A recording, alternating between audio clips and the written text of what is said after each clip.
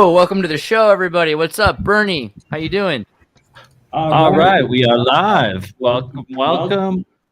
Hyper delay pedal right there on reality going on with the beatboxer. Hey, we have a beatboxer in the house. What's your name? We have Ominous, the beatboxer, back with us. Hi. Wait. Do that. Let's have a beat for a second. You want? Hang on, like Pac-Man. Real science in the house. To now. Wait. Where's the beat? You want me to give you a beat? We can do it. We'll do it in a minute. That's fine. We'll do it soon. You just let me know. You got to give me the right cue, though. I'm ready. I'm ready whenever. Mike Faraday Research is 3D printing up in the house in the top. Let me just try to move my Hollywood squares over here. Look at this. What's going on? Are you printing something to do with anti-gravity and free energy research? Does that have to do with your coil? Tell us more. Yeah, I'm doing the print for the Adams motor. I'm building the housing to actually hold the wheel assembly. And yeah, it's because the wheel's spinning at such a fast RPM now, I can't really mess around anymore. I got it up to over 4,000 RPM last week. So I go, okay, this could be an issue. So I'm building a proper case for the wheel assembly. So this print I'm working on now failed. So I'm starting over again. The offset, the freaking offset went bye on me, and then everything went off. So I had to stop the print. Now I'm starting over. So yeah, in about 14 hours I'll be done. I just finished printing my case here. Well, show that for a minute though. There you go. So you can see how big this is. This can be huge because you saw it before on the previous episode. You saw like the coil is running. Now your case. Well, you can show. Yeah, here I'm making this case right here because I've got this pocket operator and it needs to have something to go around it. So I figured I'll put this case on it and it'll fit inside there very nicely. What are you using design software, or are you just using Thingiverse, or what are you using? So I'm in a Discord with a bunch of people about working on pocket operators, and somebody was working on a design, and so I did a remix of a file which you can find on my Thingiverse /Exertis, which in my Cyber Gulag is Paradise list of things to make. There's a few different options, including a flip case that we have. Yeah, everything I do is all custom made. I do it in Fusion. Oh, sweet. And I do so I know that software really, really well. So I use that, and then I put it through Cura to slice it down into the code for the 3D printer, and put it on an SD card and pop it into the machine and let it rip. Nice. Yeah, I should be using Fusion. I've worked with 123 Fusion, and they took it away. We used to have these apps on our phones. Yeah. They took it away. But I'll probably get back into it. I'm thinking now that I'm 3D printing all the time. I mean, Fusion's really useful. Really great stuff. It's the best. It's honestly the best and easiest software to work. I find it easier than AutoCAD itself, even SolidWorks. I find Fusion's just the user interface is so much easier to work with. Yep, they studied us for free and they locked us down. I don't know. That's why I want to use free software. But we should continue. So both Mike and Zertis, you both have 3D printers. I've got some files to send you. Yeah. We should be printing some stuff. Let's continue the introductions. I'm sorry I didn't get to introduce that. Campbell just got back from a 2-week trip. Campbell, how you been? Oh my God, am I still here? I don't know that you're alive. I mean, You're finally back? Am I working? What? Still on this plane with us, Campbell? No, I see you. You're there. Can you? Oh, is this an existential question, or do you mean that more like it's just? I'm having interweb issues. That took me a while to figure out. Yeah, no, it's weird. Africa is closer than Australia. I learned recently trying to do some video online, so we're able to. I can do an interview with somebody in Africa with less latency than someone in Australia. I don't know why it's that way. It's pretty bad today. Every time I try and speak, I get disconnected. So it's running at a few minutes, I think.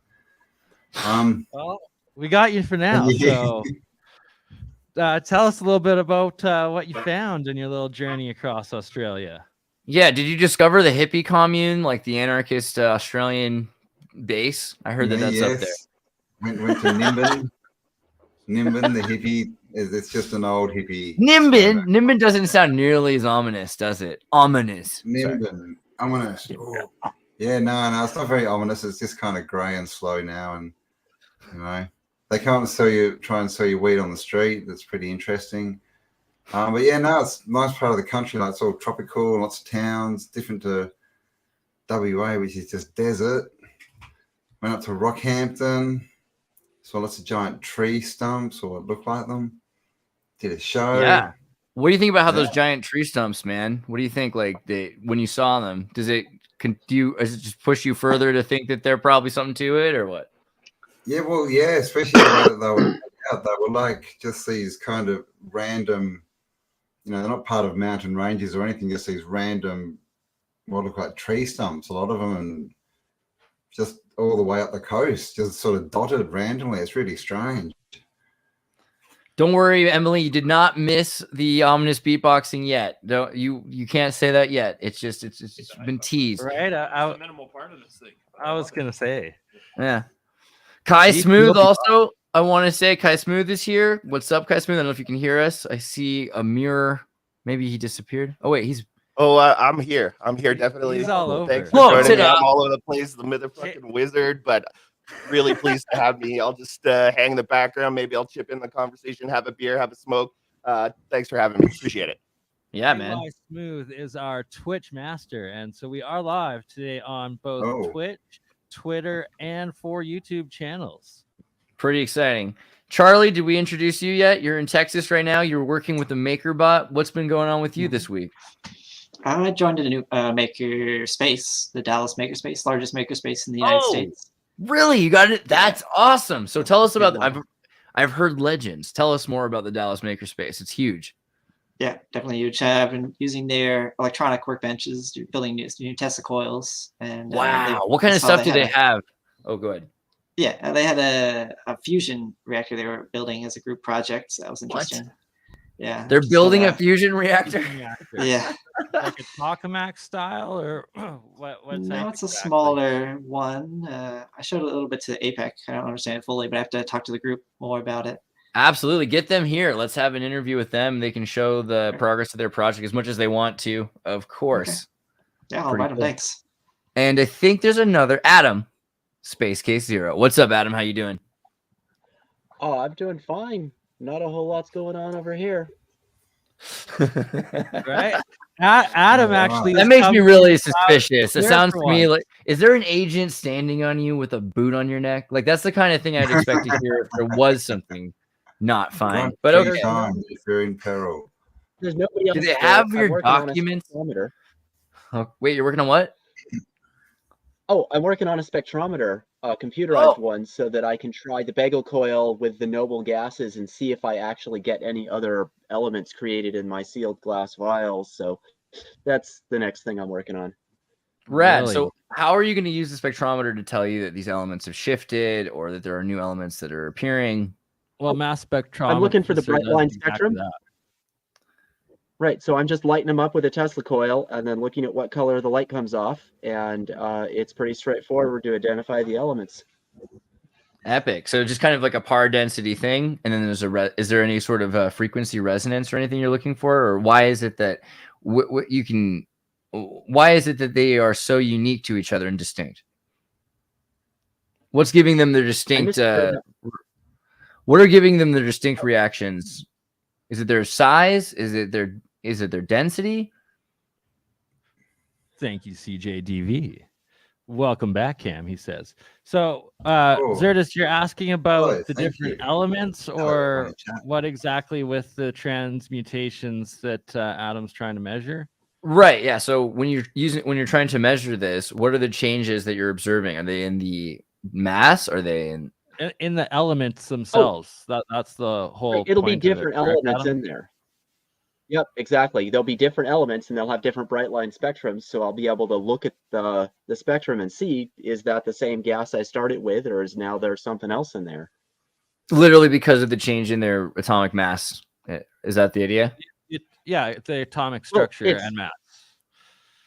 But the part that you're picking up on literal fusion is what it. But you're not able to pick up on the shape of the structure, but you are able to pick up on the dense or the mass, the increasing of mass, because it would refract a different spectrum of light. Is that the idea?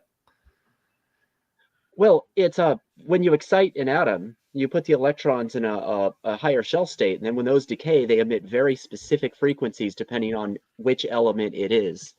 Okay, so like the frequencies. helium. Right, so helium was discovered on the sun before they found it on Earth, and they did it with the bright line spectrum. They could tell it was up there, and we didn't have any on the planet. Wow. Okay, so this is the way. Yeah. Yeah, so spectrometers are how, like, for instance, they see what stars are made of by seeing what light colors are coming through on it. Each atom, each element has a different color of light that comes off of them from burning. And so how are you going about making your spectrometer? And is this a digital spectrometer, you said, but it's using a computer with sensors, or? I found some neat company in Italy that gave away the software for free. So all you need is a diffraction grating. People are using CDs and things like that. Anything to Prism works, and then it goes into a camera, and the software figures it out. You calibrate it with a known element, and then you've got a digital spectrometer. It is incredibly cheap to do. You need like a webcam and an old CD. What's the site? What's this Italian group that's doing this? They've got a bunch of physicsy stuff. It's on my computer bookmarked, I swear. I'll drop it in the chat. Yeah, cool. Yes, I'd love to share that. Please do. That's something I have been needing and like desperately need to verify my own electrolysis alchemy experiments and transmutation. So if it's a free program that I can utilize the equipment I already have to actually get mass spectroscopy, that's freaking amazing. And it'll be very interesting to see with the monoatomic matter. Apparently they don't turn out whatsoever the same as regular element atoms, according to David Hudson's work and research on it. So that'll take it to the next level, really, Adam. That's crazy. And please do share as soon as you have it working.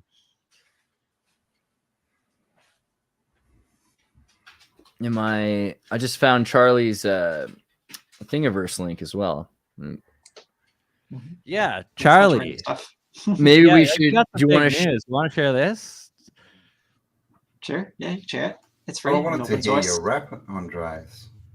I mean, you're keeping us hanging, man. The rap? Oh yeah. When are we gonna get this? I need the rap. We could get Ominous. You want to start doing a beat anytime? You feel it. Feel inspired. I'm always inspired. I just want to do it at the most appropriate time because these conversations are quite riveting. Let the science take you away. Let the scientists feel free to rhyme as well. If you have any.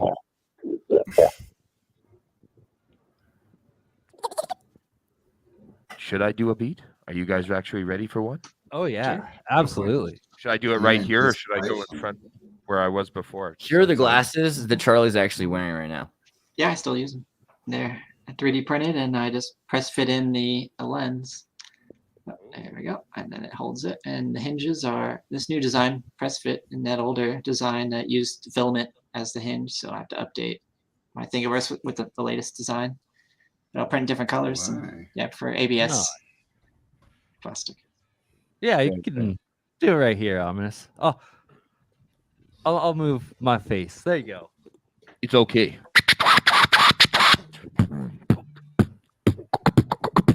Hang on.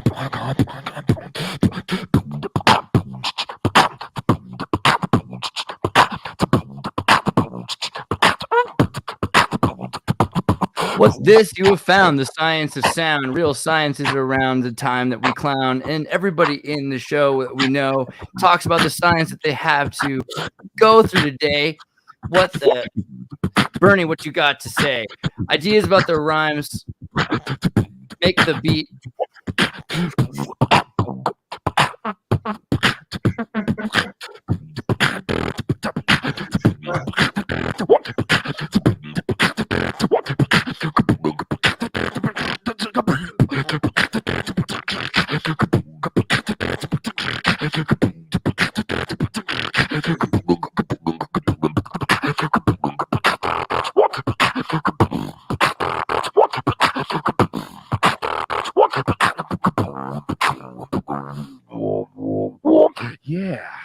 science for you. Resonation of sound. Man, I think that was an That's amazing beat. science. That was amazing. Yeah. My freestyle definitely fell You all short. right? I was just like, you know what? I'm gonna enjoy this for a second. Hey, you want to hear something before you go back into those wonderful conversations, of course, of fusion and time. I'm gonna try to do something really fast. Hang on. I'm gonna go. Oh, hi. Oh, yeah. Hang on. I'm gonna see if I can do this real fast. Yeah.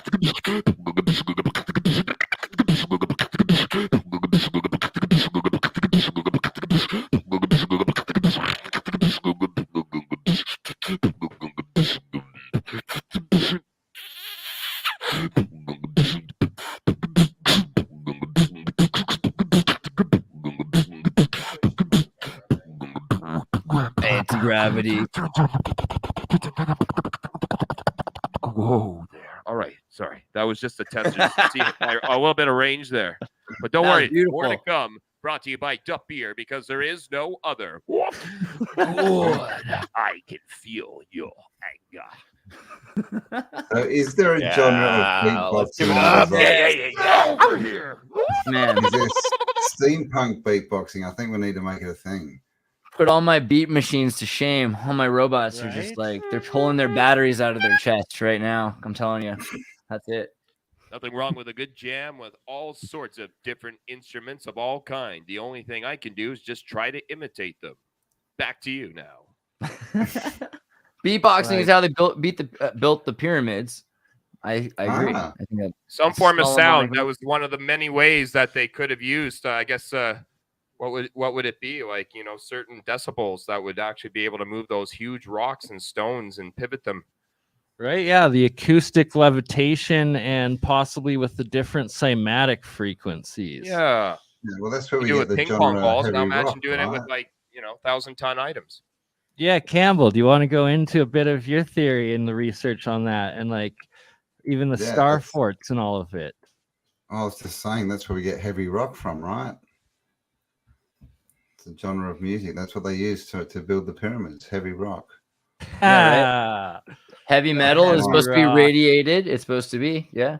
Heavy Actually, I metal, think yeah. that it's the light rock that they would have been trying to the genre. Light rock. I Dude, think. Hall and Oates, Yacht Rock, Ed yeah. Scallon was into that. I think. Yeah. Hall Am I and Oates talking would fit the beer making the pyramids mythos. Oates?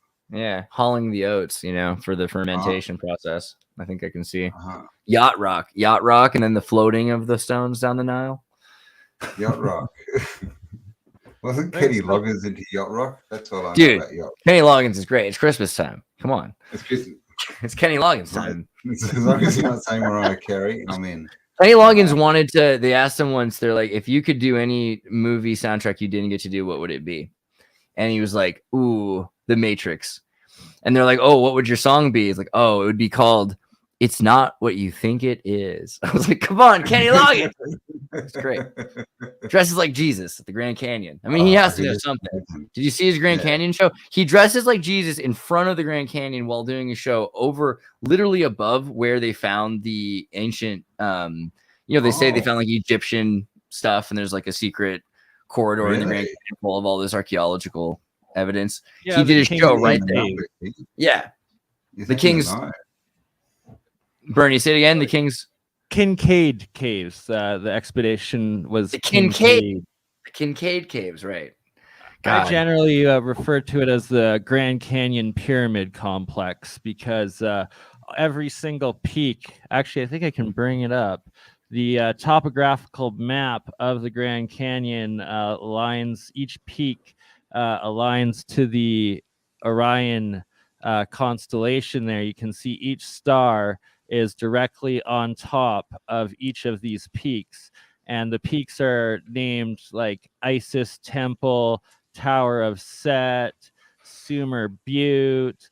There's also, I believe, the amphitheater, the Ottoman Amphitheater. The Ottoman Amphitheater, yes. Yeah, Ottoman Amphitheater, the Temple of Jupiter, the Temple It's ridiculous. Pretty much every single Eastern seafaring power over the last several thousand years has its own temple within the Grand Canyon complex.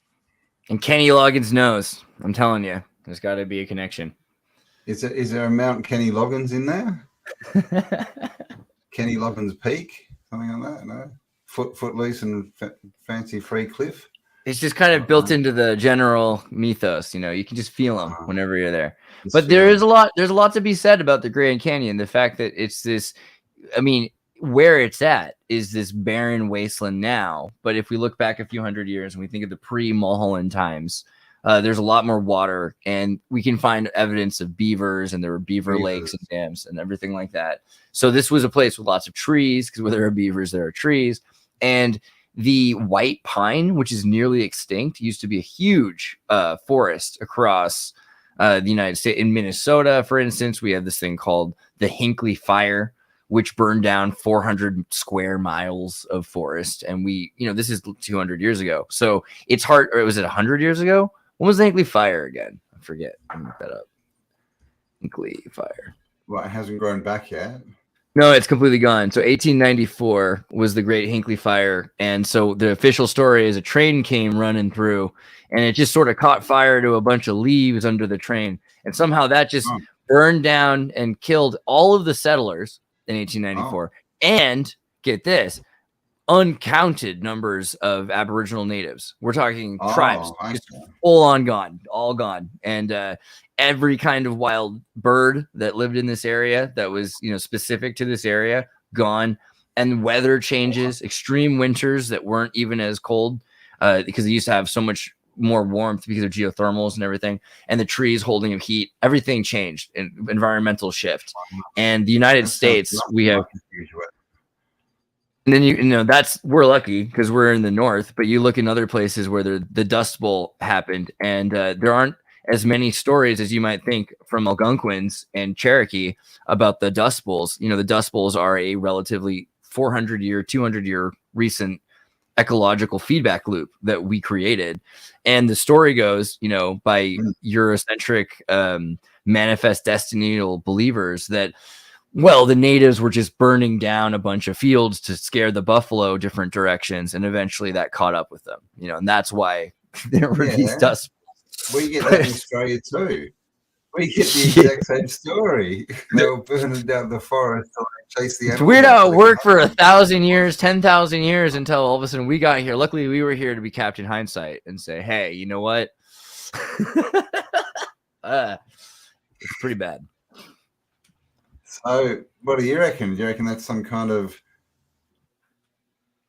I like the fossil. I like the petrified. I like the petrified trees. You look at Arizona and you see the petrified trees. You go to Crystal Lake and Lake County in California, you see petrified trees. A lot of the petrified trees do seem kind of like they're the branches of much larger things. Like when you were saying you saw near Nimbin the giant mesa, the Silicon Tree Mesa. I get the feeling that this could be a lot more simple than we realize. It could be that this is the excrement of a giant mushroom that grows upwards and excretes mineral deposits as it grows upwards. And then we've seen examples of paleo mushrooms that could do that. And then they would also have things growing outwards, which they're identical to what trees are essentially, except they're made of different materials. They're made out of minerals like silicon and selenium. What, you think that right, like stellium 7's work. Say it again, Campbell. Sorry. Do you think that that's what would have killed off the vegetation and like the beavers? Who ran the beavers out of town? What changed the climate?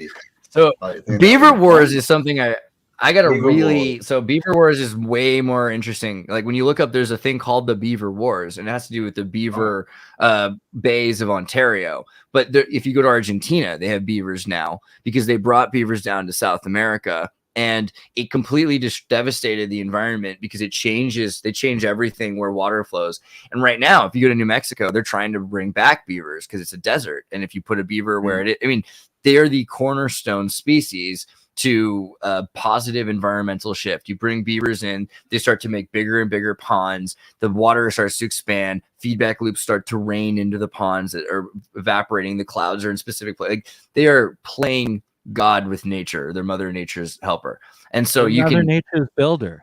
It's weird. It's weird. You know, I know that sounds, shout out to Canada, but no, for real, beavers are pretty impressive. And you can see places where in Idaho, for instance, they moved in beavers in 1971. And by 1999, they have full on lakes that are huge, that are developing. So beavers can, within one generation, completely change and fix a place. And by removing them, what ends up starting to happen is you have fires, hyper growth of things. I mean, all along the coast of California, you had into Peru, you had giant beavers and you had giant sloth, and the giant sloth, all the megafauna. Yeah, right? and I'm so glad you brought this up. The megafauna that went extinct all around the end of the last ice age, the Younger Dryas event. and there's a weird, by calling them sloths, like that's a weird thing because, you know, yeah, we found that if you took a sloth and you put it in a metal cage alone without its family, it would sleep for 13 to 18 hours a day in depression. That's a fact. If you take a lot of animals, they won't move in a cage. But if you take a sloth and you just study it in nature, crazy, totally different. It actually does all kinds of stuff all the time. It's awake all the time, but it's hyper like saying someone in jail is different to someone who's not in jail. I mean, yeah, talking craziness. And people just said, "Oh yeah, all sloths are lazy." No, sloths actually have crazy amounts of environmental importance to where they're at as well. And they used to be 26 feet tall. And you know, the what we are starting to find out about bats that lived on sloths and how they were able to deal with fruit fly populations and these little things that, when we're wondering, like, how did organic food exist, right? Like, why don't we need Monsanto to spray Coca-Cola and poison on everything? Well, no, nature actually had a system, but it was way more intricate than we realized, and it involved, you know, sloth, bear, beavers, all these sorts of things. And yeah, when we started to get rid of those things, then things almost instantaneously dried up. And we don't even know right now, but what I'd love to also do is start to study a bit more in the Bellum tartaricum. And in the Cotton Codex, there's a book about the animals that lived in the Sahara jungle and what animals thrive there. And so that would be very interesting to know what went extinct, because we're talking about all the kinds of water creatures that now are covered in sand, that's 400 years ago to 800 years ago that we're starting to go extinct. So it's crazy when we start to realize, you know, Mega Chad, it's not just fish, it's going to be crazy kinds of Argentinosaurus, things that look like the Mokele-mbembe emerge, right? We think the Mokele-mbembe is still alive. It's like the Loch Ness monster of the Congo. So there's a lot to be said. There are probably things that are extinct too, you know, probably most of them, and it'll be interesting when we start to find out. Extinct giant humans, giant hominids, like under the sand. New species. Have you heard about these new species? But they're basically like interspecies, like crossovers, like between certain porpoises and whales and that. But Wallfins. A liger. The wallfins are great. Yeah, where's my phone? Four like announced in the last 6 months or something. So I'm gonna pull this in nature. Campbell. Is this nature or in like captivity? No, this is in nature. Wow. So I mean, you can let me find it. You can find crabs. First off, I did this thing in AI where I was like a painting of a hyper realistic piglet with orange tiger print skin. So that exists now. But yeah, no, the future's coming. What's wallfins are interesting because it's a dolphin and the orca whale. So it produces, I think a dolphin has 66 teeth and 88 on the orca or the gray whale that's mixed with. So this thing has 77 teeth or something like that. Like it's one off from normal. And there's all kinds of creatures like pandas, right? Owen Benjamin's put a lot of nightmares into people about the idea that pandas aren't real. But there's a lot of evidence that they were genetically modified, created, mixed together from other bears, you know, to be some sort of a designer pet for emperors 200 so years ago. Really? Yeah. Wow. I mean, pandas probably like when they try to introduce pandas back into nature, and then they're like, see, they don't know how to live in nature. It's all our fault. It's actually that goes further than we realize. It's probable that they never were like pandas that like the kind of pandas we have today that even look like that, right? So a panda was just a panda to someone's excesses. Panda, gift, Jesuit. You know what they call a group of pandas? you know what a herd? Do you know what a herd of pandas is called? An embarrassment. Yeah, I know, right? I'm not kidding. That's the name of a group of them. An embarrassment of pandas in the zoo. We saw an embarrassment. Yeah, a group of them is an embarrassment. It's called an embarrassment. Yeah. Those poor pandas. Everything about those are murder. Yeah. Murder. Red rum. Murder of crows, isn't it? Panda Express is a secret menu with Panda Mate. Oh. Ew, gee. What's Panda Express? It's like Taco Bell, but with Chinese food. Oh. Yeah, it's a North American fast food Asian restaurant chain. Yeah. Ouch. Poor pandas. But at least they're not very racist. Black, white, and Asian, right? Oh, right. They're doing pretty good. Both. See what I mean? It's too convenient. I don't know. All right, Charlie, do you want to go a little bit into your Ghostbuster gun update, as I've dubbed it, or whoever dubbed it that? Maybe it was. Oh, wait. Really briefly, because I totally have ADHD, and you all know it, but I wanted to show the website that Adam, did you share this, Theramino? This is the spectroscopy app. And this is really cool. I've never seen this before, Adam. I'm appreciative that you shared this with us. It's down the page a little further. There's quite a few free software on that page. Let's see, going down. Traveling theremin. I can definitely. That thing you do like with your hands, right? The woo. Is that a theremin? Right. Yeah. Yeah. My buddy Andy has a Moog theremin. So registering audio thermals too on this. That's amazing. That's actually what the Hutchinsons were doing for getting the resonant frequencies of elements. There you go. Gamma spectrom. Is this what you wanted? Spectrometry? The gamma spectrometry page? Yeah. No, I don't think that's the same one. It's a different one. I'll type it in here and see if that helps. But it's not easy to navigate their website because they've got a bunch of software all on the same page. But you should be in their folder. Radioactivity. Their folder on the right here, maybe. If you go, well, I don't know. It looks different on my computer. But if you go to their download folder and then click on the link that says multimedia, they've got all the stuff that deals with light and sound. Okay. And it's somewhere. Yeah, it's not that one. It's quite a bit further down. If you do a word search for spectrometer, it might come up. Yeah, only thing coming in the live chat. The link here. What we are looking at for anybody who wants to download it themselves, as it is free. Theramino. Yeah, we'll save the link for you here, and you can go through here because it looks like there's a bunch of cool tools. You make here. your own camera. Theramino.com. And yeah, very useful if you have a Moog Theremin, apparently. I'll send it to my buddy Andy. All right. Well, then, so Charlie, you were going to share. Yeah, so clarify a few things. A theremin, essentially. Sorry. So this. Is that what it goes? Oh, let's do it. To certain things. Oh my God! It's gravitometer. So you're Wolverine. This is like Wolverine's arm. This is terrifying. So confusion is the gravitometer is something from Alexei Chekhov. He made part of the gravel flyer to test the high voltage fields around the gravel flyer right before it takes off. So there'll be light, green and red lights that light up when the high voltage, around these antennas are picked up. So it's confusion because in Ghostbusters there's the PK meter, and let me try to share my screen here, and that's kind of looks like this. but they're different. So this is for like the anti-gravity projects, and I do have another. I can't see your. Did you share screen or where you Oh want? no, not yet. Let me share screen again.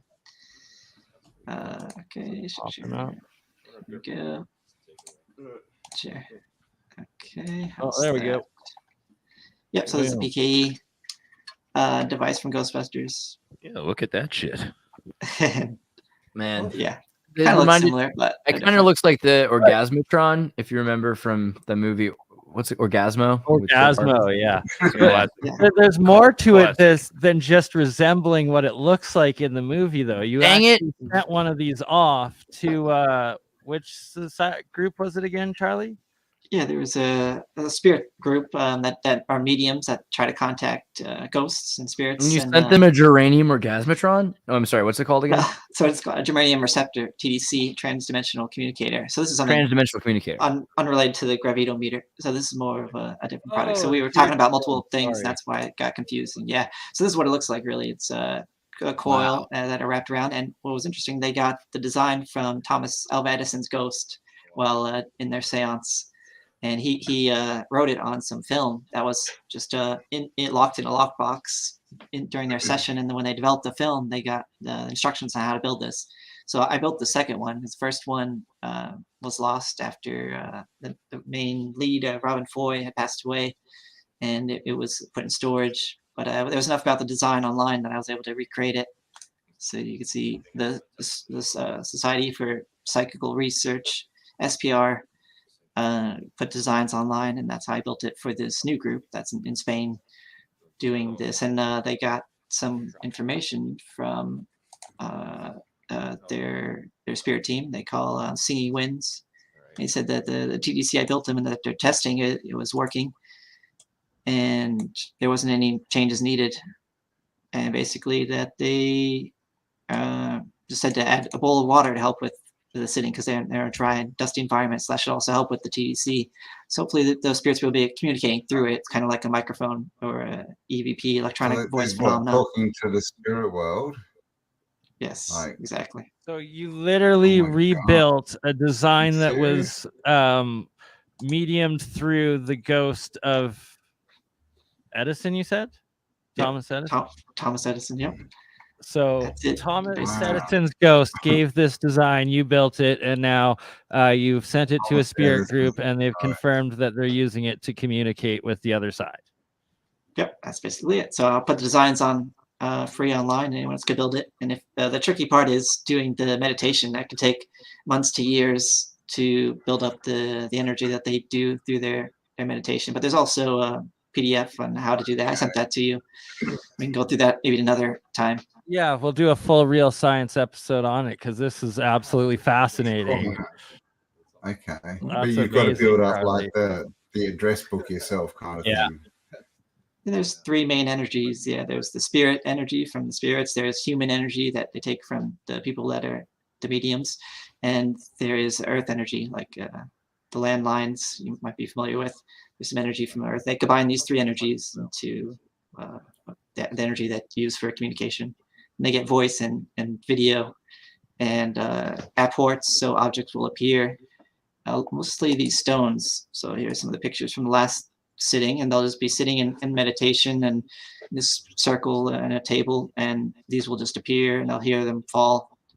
And sometimes land in people's hands and land in their lap. And we're still doing some. I asked them if they would do some scanning electron microscope tests on it. Yeah, because there's some actually getting these crystals like appearing within their groups, like during their medium. Yeah, they're called apports. Yeah, and they'll appear, and we don't really know why or what they're for. So I think by studying the chemical composition of them, might be able to learn more about them. If they're coming from Earth or maybe another planet, they might have isotopes from another planet. So there's some studying dimension. That's a very fascinating theory. Any tachyons? Have you seen the spirit photos from the late 1800s? No, photos. I'm not sure about that. There's been some recordings. Want to share some of them, Campbell? Last time. What? The spirit photo. What are like the spirit where they have them in mirrors and stuff. Hang on, let me. I'm gonna have to find. Yeah, bring some up, Campbell. I'd love to get Charlie's opinion on this. I think you've seen them before, Zerdus. Yeah, an older method was to use ectoplasm, which it comes from the mediums themselves, and it's like a white smoke that will appear, and that could form into a human figure, or even parts of a human, and they can interact with it that way. But they discontinued that method because ectoplasm was dangerous for the medium. If they were startled or someone like turned on a light or opened a door, the ectoplasm would return really quickly and then cause hemorrhaging and blood, a lot of damage to the medium. So they no longer use that method. But there's other ways to produce the same effect of the sound and the images. Yeah, there it is. So it looks like smoke. And a lot of spirits will appear in like a white robe or white clothes. And they've been, there's a lot of images of this similar phenomena. They've got them. There's not one spirit. Right? What are the spirit machine things called? The spirit. Point it out if you could. There were some clever ones. It's not to say that there weren't some at that time. That's absolutely fascinating.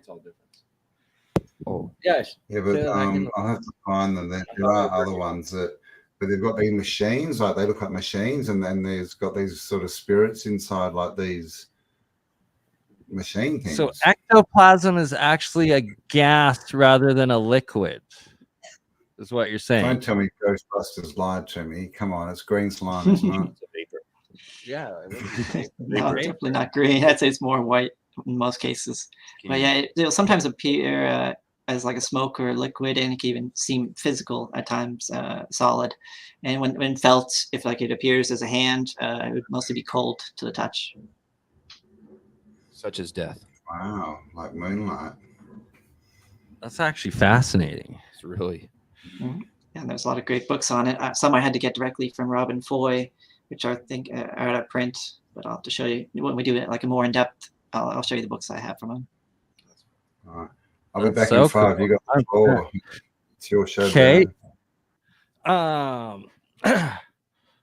What was I going to go on about? The Sophegios. But before that, if we're talking about these spirits and such, what about the Carillion frequency? Do you know much about Carillion photography and the Carillion frequency, Charlie? I've seen some of it. I know there's some when I went and visited and seen it that we're just using a computer vision and not really the right effects of it. More the Carillion would be passing high voltage through a person and then seeing like the aura that produces on film. But yeah, there's a lot of different methods to produce it, but I'm not sure how accurate it is or what it shows. I've got a car battery, some jumper cables. One of you guys want to get hooked up? Who are you gonna hook up? I think that's also more a torture technique there, KY. Sorry about that. Back to the cheap seats for me. I'm pretty sure there's a specific frequency, Hertzian frequency, that is the Carillion frequency itself. I'll have to look it up more. No idea. But off that note, the frequencies that we are supposed to be talking about are the Sophegio frequencies. How much do you know about these specific frequencies, Charlie? I haven't studied these in particular, so don't know much. But so I'm interested to learn. I was tipped off actually by ex-military man that did a bunch of research into this, and that when he was putting the Sophegio specifically through these toroid coils that he made, you'd be able to feel different physical effects on it. And then that aspect fascinated me. I've looked more into the Sophegios since, and they are affiliated with the chakras and the chakra points and metaphysics a lot. But they're also like Tesla's numbers, the 369, the 6339, and the 963 hertz. Bernie, that's sure a coinkydink if I ever saw it. Right? Yeah. So that's 3 of the main ones in it. I recommend you experiment with these specific hertz frequencies with your signal generators. Yes, experiment. Experiment. Yeah, Tesla coils, when you pass a high voltage and high frequency in it, you could touch it and you feel it vibrating in, the wireless energy will pass through you. I love how you just happen to have a Tesla coil. Like, let me just grab my Tesla coil that sits beside me in my, just for such an occasion. I have plenty of Tesla coils. Yeah. They're required, though, key part of Lexi's gravel flyer, correct? Yes. Yeah. Mike, you still there, Mr. Faraday Research? Yep, I'm here. Do you want to discuss and talk a bit about the frequencies that you're putting into your water structure machine? Yeah, well, I've been doing it for a couple of years now, and I have actually a chart. If you go to the Spooky 2 website, they make a digital Rife machine, and they have a free PDF file. If you look on the left-hand side, you can download this PDF file that has all the frequencies for all the health issues: liver, heart, cardiovascular, um, over 200 different frequencies that over the years they've accumulated all this information in a database now. So all you have to look up is the issue that you're trying to fix and put that into your Rife machine or signal generator, turn it to that frequency, and I use mainly 528 hertz or 432 hertz for the structured water. So I also spin the water into a vortex, like a tornado effect, which implodes the water. Then that goes through a pump, and then that goes through a set of high-powered neodymium magnets to neutralize any transient frequency or electromagnetic frequencies that are locked in the water, and those magnets neutralize it. And then the piezo transducers are on the side of the tank, and basically turns the whole tank into like a giant loudspeaker. And I pump the 528 hertz signal into that tank while it's actually spinning in the process. So it's a combination of a few things that are going on at the same time. And you let it, I believe it's 8 gallon. And I spin it for about 7 days, and then it's ready to drink. So. Right. So 528 is one of the Solfeggio frequencies. And I have up on screen here the cymatic frequency of what it actually looks like. So that's the structure, the cymatic frequency geometry that you are essentially pumping into the water that you are then consuming. Yeah. So see those images there? I'm going to make a little experiment when I get some free time. It's basically going to be like a speaker, and it's going to have a plate on top that's going to be black. And what you do is you sprinkle sand on it, and then you pump the frequency into the device. That plate now will resonate at, say, 528 hertz or whatever you're doing, and it will form those structures that you're looking on the screen. It's quite amazing when it actually does it. It's like magic right before your eyes. Right? Like it's so cool. I've seen I need to get a signal generator to start doing this into my electrolysis reactions. I've seen one guy that was putting, I think it was the 369 frequency or 396 hertz here into his colloidal silver or monoatomic silver, making electrolysis, and literally the little clusters of monoatomic silver turned into these geometries. BurnEye, there is a chart out there. You have to search it out. I haven't actually had time to do it, but there is a chart out there for all these different elements that you're working with.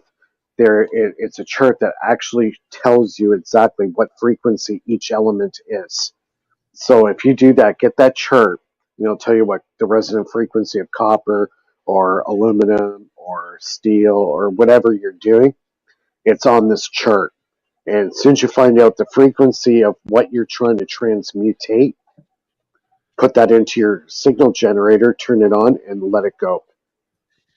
I am definitely going to have to follow up with that and get onto that. Yeah, That's essential. Look how creative Yes. those pictures are. So another thing with the Solfeggios is that they're each aligned to or represented to a specific color. Charlie, do you know if like these Hertzian waves are actually those specific light colors, or is that just an urban myth from the New Age folk? Hey, Humphrey, pass the joint. Humphrey, pass. I don't know what kind of frequencies they're talking about. Are they talking about light or about voltage? Light or specific sound? light color. Okay, so what frequency of light produces that color? I'm not sure if those frequencies. Let me see. They turn into positive vibes. Real good. Positive vibes only. Positive vibes. Well, you need a balance. Sorry. Are you looking that up, Charlie? I'll share your screen. Sure, it could be nanometers of light. And did they say what units was on that chart? It was hertz. Okay. And do you want to share your screen? Sorry, I'm just having a little issues with my internet connectivity. Okay. Sure. So here's what I'm looking at. Real quick. All right. So here's the spectrum of light that's visible, and here is the wavelength in nanometers. So hertz would probably be, well, they're trying to convert it to sound. So I'm not sure how they would equate sound with light. Of light than the visual light spectrum. But so that's the visual light spectrum you've got up right there. Is that after interference of sound, or is that just the spectrum itself? That's the spectrum of light wave, correct? So here's hertz frequency. Yeah. It is. There's an visible light. Yeah, that's with the frequency. So 400. Look at that. That's pretty. 400. Yeah, so 400 is red. Yeah, so that's actually lining up. The 400 hertz being infrared. Yeah, it shows terahertz. That's much terahertz. Sorry. Higher. Yeah. Terahertz. Okay. Violet and purple are sky high. And then, yeah, so purple violet is 963. Yeah, I guess that's a bit off. Yeah, that's off. Yeah. Yeah, so that's just an urban fairy tale then. What's been debunked? Yeah, and terahertz is hard to produce with most commercially available equipment. That's some of the, they were talking about the terahertz waveguide. You might have heard Jeremy Reyes talking about that. Some of the materials that, from alleged UFO crashes might use to create levitation would be like a terahertz kind of device, and that's something I don't have capabilities of. Even in my lab, you need a special heavy-duty equipment for that. Maybe John Hutchison might have something. Have you heard about military surplus? Have you heard about the glasses with the red lenses from Vietnam when the fighter pilots were wearing them and they were saying that they could see demons? I heard about that. Yeah, Cliff High's story and several others have brought that up since, that supposedly infrared goes into the demon spectrum of light, and then which is the infrared, and then also the supposedly auras are visible in the ultraviolet light wave energy, and like cobalt blue glass lenses supposedly help you see auras and whatnot. So it's in this aura energy essentially is ultraviolet, and demon energy light is essentially infrared. They stopped using that. They stopped using that after that incident, didn't they? So the urban legend goes.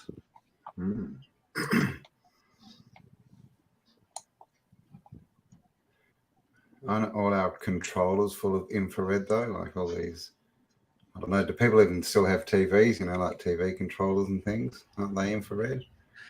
From the television.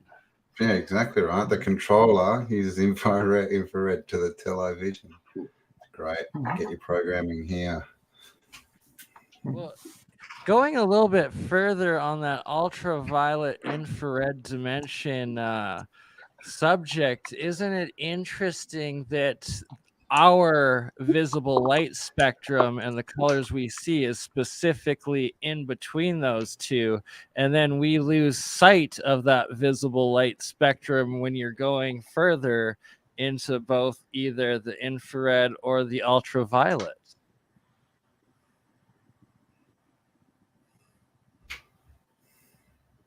Oh, what? Oh, this...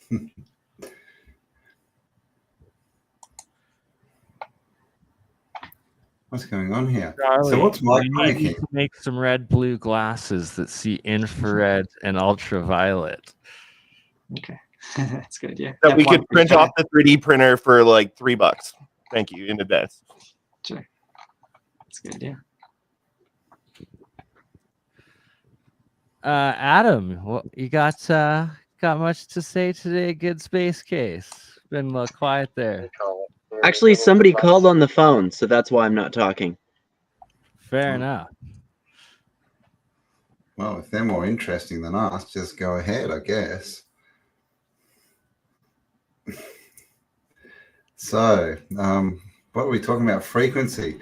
I'm sure I had something to say on frequency. Right? Yeah, the infrared, but that'd be kind of interesting if you could use that kind of technology and you use that, like, say, on the Webb telescope, and then you could see planets that were, say, destroyed, and then you wonder if there was anything that you could see from something that died, again, seeing auras of what existed on that planet. That'd be interesting if you use that technology. Yeah. Does that make sense? I don't know. I'm just kind of spitballing here. For sure. For sure. Because, you know, we're seeing with that infrared demons or something else that lived here, maybe something that died, a ghost, an apparition. What would happen if you saw that on an apparition where there used to be a planet where something did exist? And then you would see with that technology what did exist there, because it's, again, dead. So that maybe those within physics, maybe those rules apply to whatever that is, if it's biological. Carbon based, not silicon based. It's interesting that like 3D glasses, they used to be like one blue and one red, wasn't it? Yeah, in the 50s. I know someone who made animation with that, actually. It was kind of interesting, but yeah, like those were the first 3D movies. It's a big deal back then. That'd make a good 3D movie, wouldn't it? In the 50s, they had them all the time. And then that dude in the Back to the Future movie. Those red blue grasses. Right? Yeah, I remember them giving those away at the movies when I was younger, first going up. But so red and blue give you a third dimension. Does it bring them together? And it's almost like the Vesica Pisces, right? Do you see sort of the middle bit, the crossover? Could it go further? Could there be another dimension? That is kind of what it does, but you know, is there something more going on? Could we comprehend it? We could just know of its existence. I mean, it is called 3D, right? They you know, 3D. It's in the world. Boom, right there. Space case with the red-blue shift. Nice. No, it's kind of interesting. I have like a pair of underwear where if you put those on, because it's set up like that, it sticks out. But only when you wear those kind of glasses. What? If you put your underwear with those delving into a personal story about what goes on with 3D glasses in your bedroom. That may be true, but it does have to do with science. All right. Yeah, there was science involved. A little bit of science. No, certain things are certain colors. You put those on and they appear 3D. And that was my point. That pattern was on. Yeah, that. I feel it. No, well, yeah. So little Walter Russell's. Let's take a look at Walter Russell's diagram here of the color and light. Good old Walter. Where would we be without him? Oh, so you're talking about your spectrometer for measuring transmutations within gases? Yes. Like, are you doing it in like the tubes, glass tubes? And do you know if Walter Russell's work on that, specifically that and the transmutations he was getting in that 100 years ago? I am unfamiliar with that, and I bought these off of Amazon. They're the noble gases in a little cylinder, and you can light them up with a Tesla coil, and I figured that's a good starting point. Nice. I like that. And I've got a regular spectrometer, but it's not digital, and somebody had said that the lines of the bright line spectrum. Yeah. You can kind of see it. Gotcha. That some of those lines will disappear under certain circumstances. And I definitely want to explore that as well. Yes. So when you put different, when you burn different elements and measure the light, the flame in that, the lines will either appear or disappear for the specific colors that element is made out of. It's like someone's lifeline on a video game. That's really how cool. I liked it. How the mass spectrometer works. Man, I want to set up like that. Yeah. Right? KY smooth. Screen envy. Not harsh. Very smooth. Appreciate that. I have an addiction. If someone has a helpline I could call about hardware addiction, please DM me. It's okay. We're putting it to use. We are putting it to use. So we are live on Twitch. We are live on Twitter, and we are live on 4 YouTubes still. Sorry for cutting you off there, Campbell. And Campbell, back to the cymatics and geometries. Do you want to delve a little bit into your research into all of that and the star forts and the ancient structures? Ancient structures is a must. Yes, I don't have any pictures. Oh, hang on, let me have a look. Yes, I mean, it's we've been looking at the star forts and cathedrals, rose windows, cymatics, the work of Dr. Emoto, and just seeing a consistency across the whole sort of board of frequency, right? Their frequency signatures, and they seem to have been built into the architecture of the old world, especially the cathedrals. And there's a lady, and I'm completely unprepared, so I don't know what her name is, but she actually went into cathedrals and recorded the silence of the cathedral. And then after that, she played that silence back and recorded a second time and did that 7 times, and it ended up with a frequency. So all these buildings have a built-in resonant frequency by the looks of it. And then you got the water connection, right? They're all built over water. The stars, the star forts are all built, they're all motored, if you want to use that. Oh, hello. So there's a big frequency thing, right? And of course, that's one of the big things they changed is the music went from 432 to 440 hertz. And yeah, there you go. That's it in a summation. Alter mood. I believe that alters mood between 440 and 432. Specific clips of Marilyn Manson talking about how he uses different frequencies in his music and his sound engineering, especially for movie tracks, and how it affects the different emotions within people.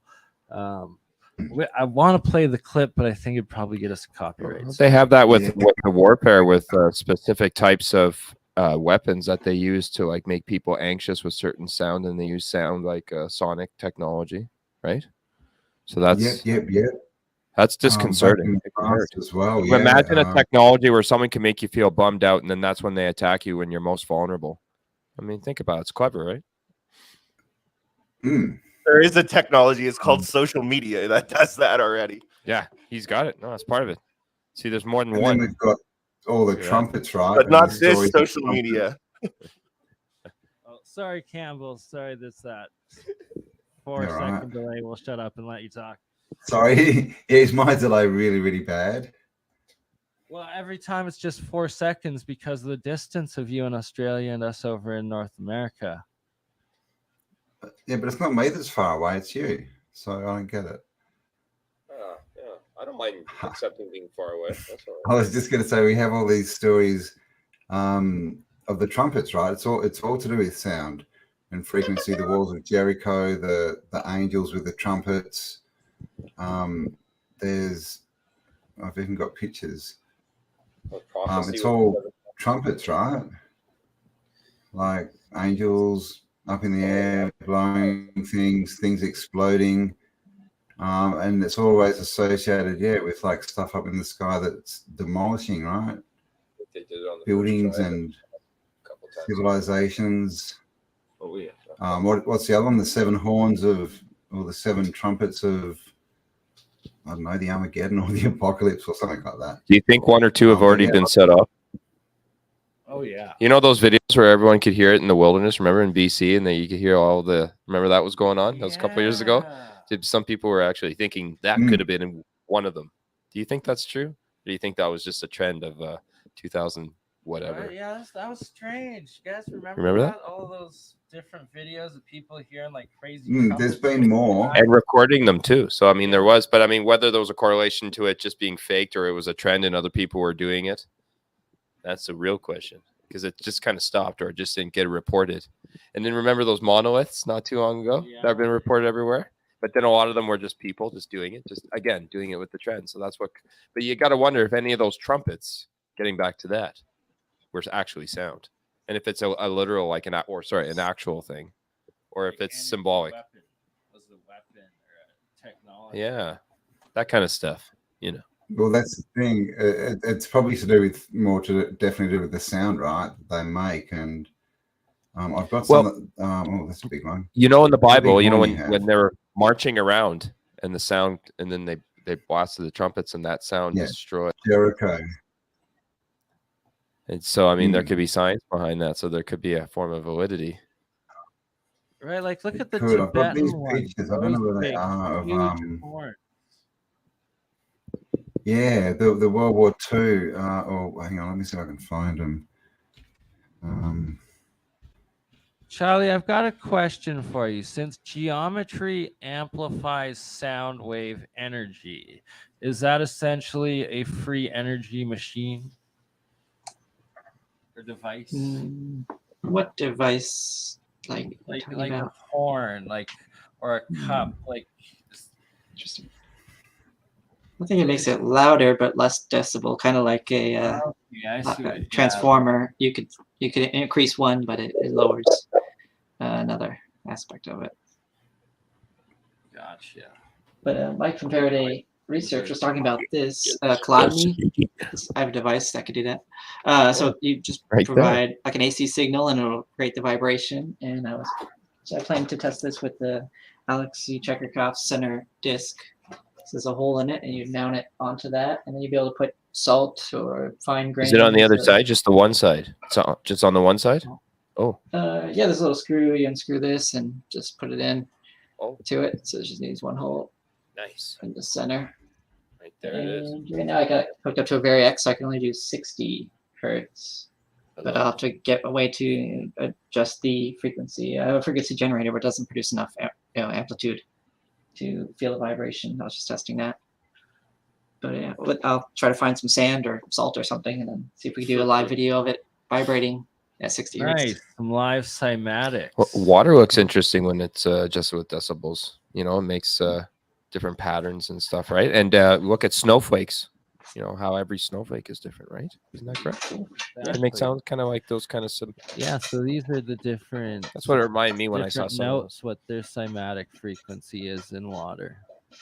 It's very neat. Some of these sound weapons. What about the top of Jupiter? You know how it's like kind of like a hexagon on the top, and then there's kind of layering on Jupiter like that. Do you think there's a kind of similarity to? Right, that would be like what planet Jupiter would be vibrating at its resonant frequency. But those layers too, like you know how it layers, and you could see different, forms of different gases, but they're all like going into those kind of patterns, almost similar to those two-dimensional ones, but it's a three-dimensional planet. Yeah, right, because the or something layers of gas or plasma, whatever it is the whole atmosphere is turning into those geometries. Interesting, right? It's like, because isn't Earth's resonant frequency, the Schumann resonance. Is that how it is? Charlie, do you know about that? Like, You know, what is the lowest Schumann possible resonance?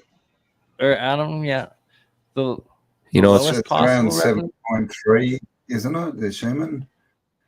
what would I kill think it's around be? 11 at the moment. It used to be. Was it 200? I think it was 200. Are we going to get into a brown note discussion? Shit. The brown note, I've had it disclosed to me. It's not BurnEye, you're fine. That the brown note is real, and that if you play it through these certain vortex coils, that brown note frequency, you will poop yourself. Well, you don't. Yeah.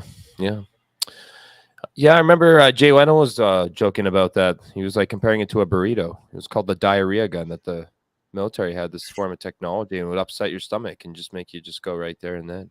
No shame, but lots of it after. You think? Wow. Right? See, this is years ago. They keep all this stuff under wraps. You only find out about it now, and it's like, well, man, they already made it up, but they already had all these rules, and now it's banned, but they're still working on stuff like that. But the diarrhea gun, no, when you said like stuff that would deliberately upset your gut and make it like, I mean, yeah, how can you fight when you crapped your pants? Oh man, if you saw someone coming how do you with keep on the mission? I guns, mean, you got something on your mind, obviously, after that, you know. The real bomb's been dropped at that point, you know. That's just unsettling. You better hope you got some, something. Don't want to put that in. Good clean change. Yeah, That'd be some really shitty music. Yeah, you can make a lot of puns intended for that, the continuance of this conversation. But anyways, yes, frequency can do a lot of good and real shitty things. Right? Real shitty things, man. Do you want to take it away? Diarrhea. That's up to you. No, I'm just waiting until it's okay. I think that's always okay. It's okay. It's always okay.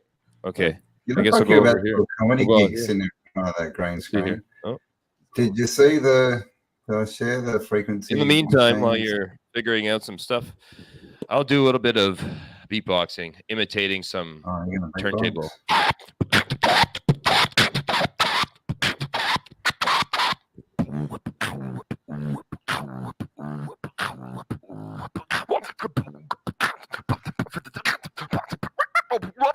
The name of science.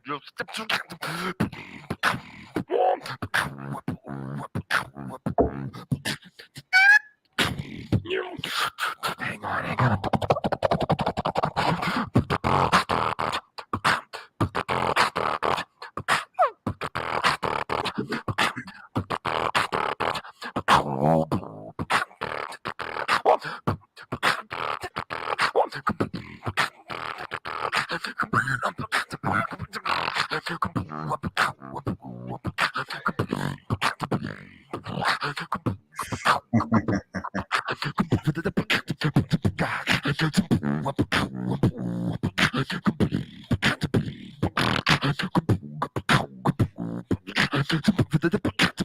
Don't get a brown note on us.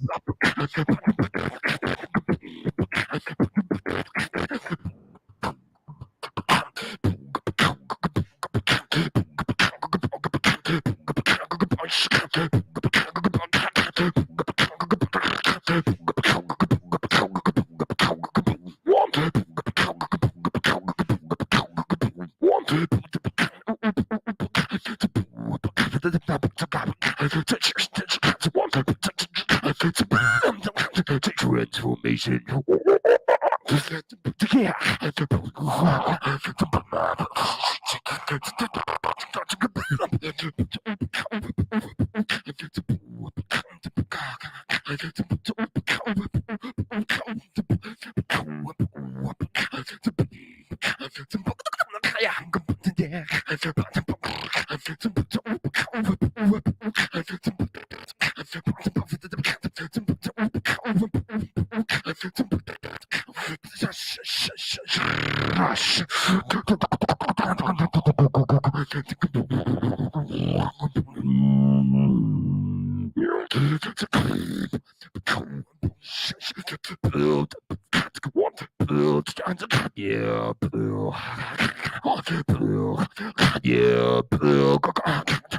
For those genuine fans.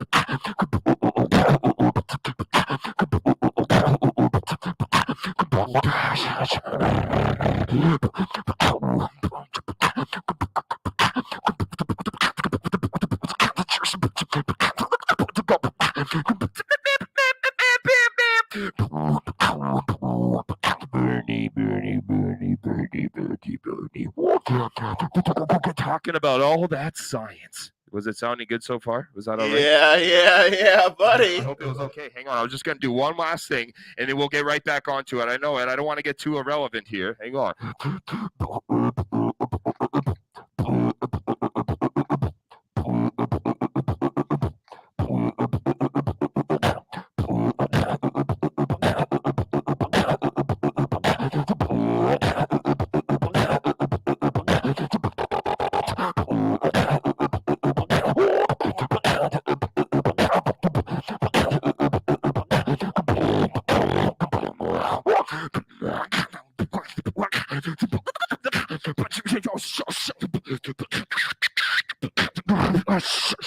Thank you, guys. My name's Ominous, by the way. Ominous.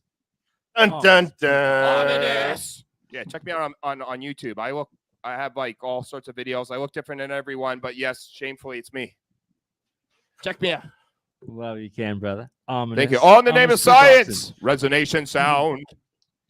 I could do a live demo, and that ties in directly because Ernest Chladni was a German physicist and musician, so he combined both his talents, and he's known for the Chladni figures, which he mounted metal plate to a wooden post and then used a violin bow to vibrate it, and that's how he got the Chladni figures.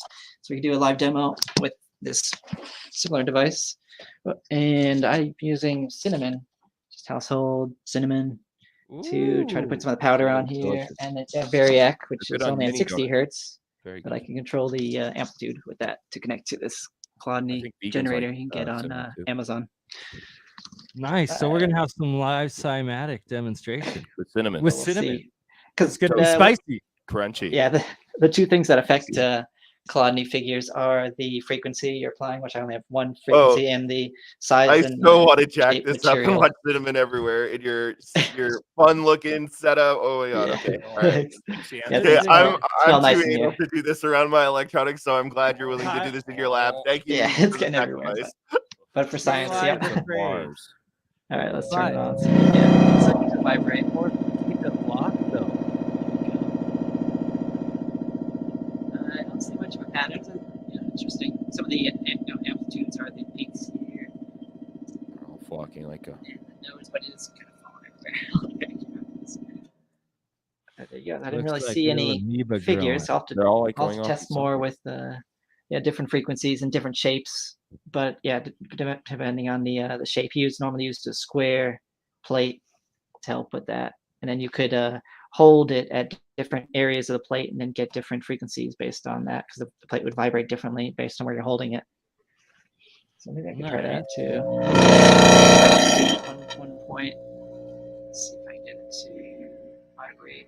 So what do you have going through it right now? It's just AC from a Variac. This little red device here, and it is here. And it just creates a speaker that vibrates it. But what specific frequency? 60 hertz. 60 hertz. Power outlet here. Can you try to change it to 6.39 hertz? Would that be tickling? possible? Would that? Fortunately, the Variac only does amplitude, not frequency, so I have to get some other way to adjust the frequency. See, it's fixed at 60. It's very red. Gotcha. Look at that. Yeah.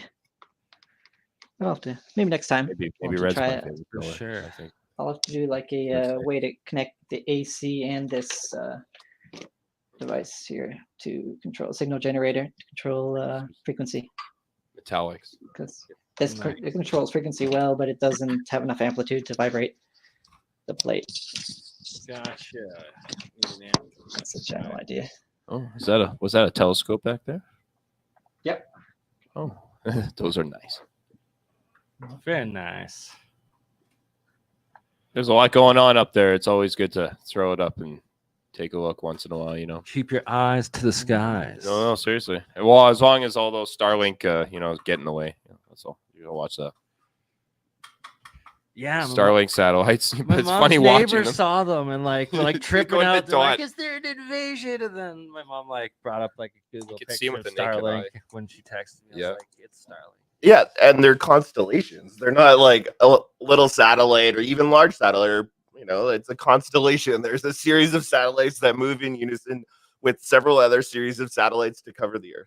It's funny, they go on a straight dot line. Yeah, it's like it was sewn. But the astronomers don't like it, so hopefully it doesn't get in the way. Along with the light pollution, everything else that does. Just as long as they don't come flying back down at us on fire. Oh, like in some countries that have done that. Well, it happens. It happens to us all. So what? It happens. All right, sorry, Campbell, you were just getting into showing some things there. Do you want to bring back your screen and get into these ancient sound was I devices? muted? Hello. Like for the Tibetan horns and the legends of like the alms and like the different chants that they'd put into these different musical instruments. Yeah, so like the throat singing and the Tibetan chanting and all that kind of stuff. What did I find here? I found something. Gosh, see now.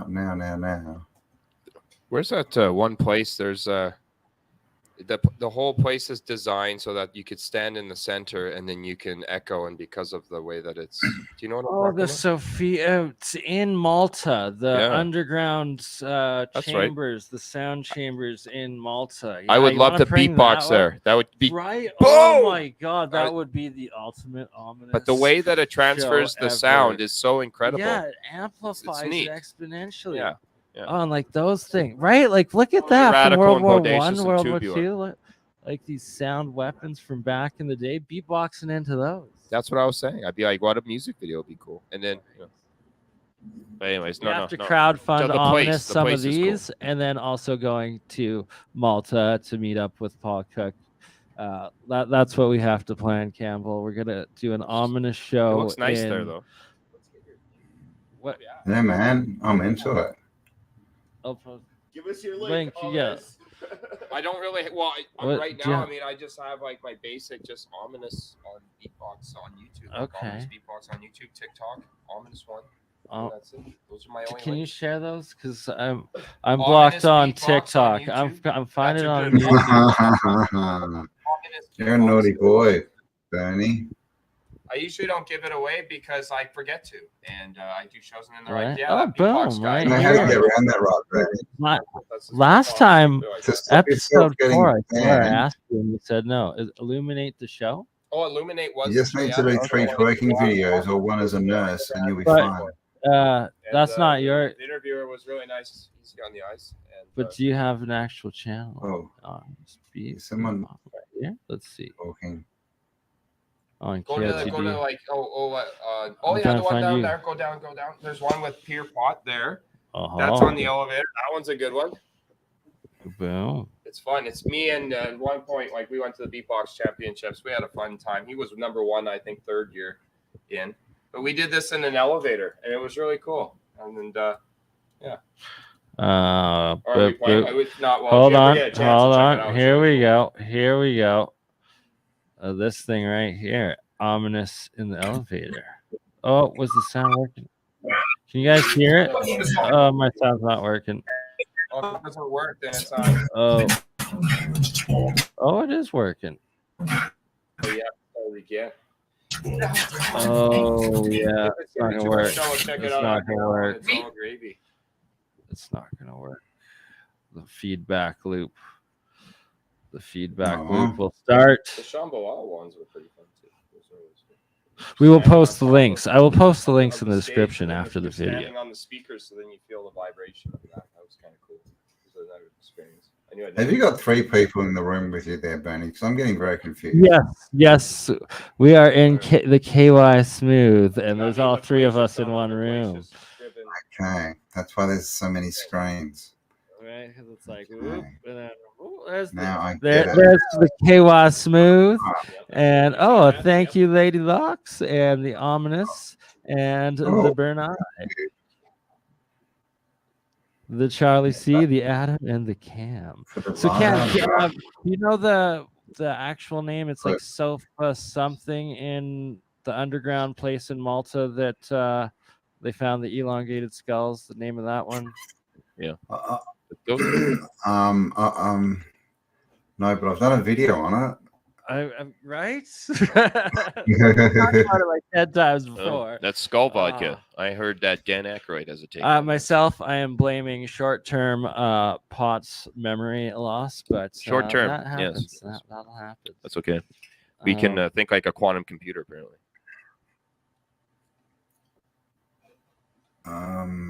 The way it's carved, it amplifies sound. It's something else.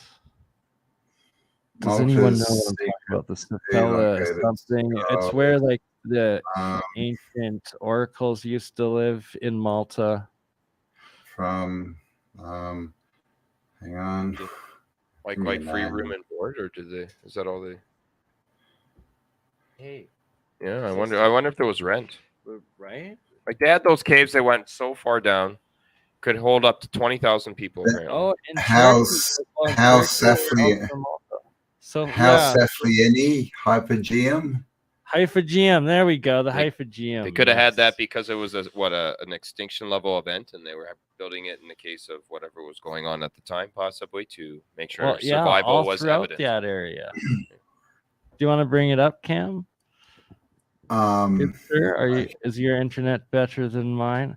Campbell, big news. I got a new laptop and a new cell phone on their way for better editing and video production. Awesome. Guess who's got a new job? Me. So here's a picture. No longer hassling you. I'm guessing. There we go. That's the spot. Right? That's where you want to do the show. Something like that, yes.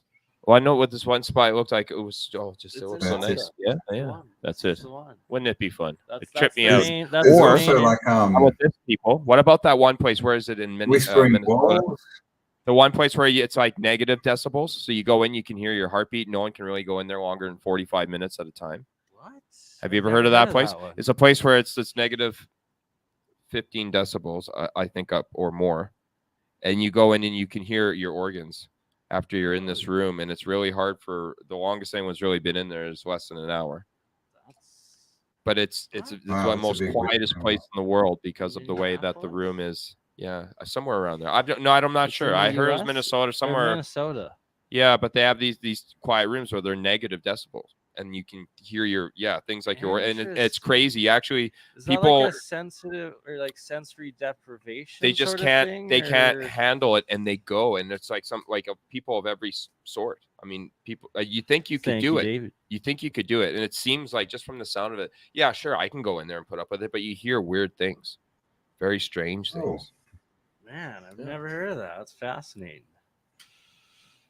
It could even be in Seattle.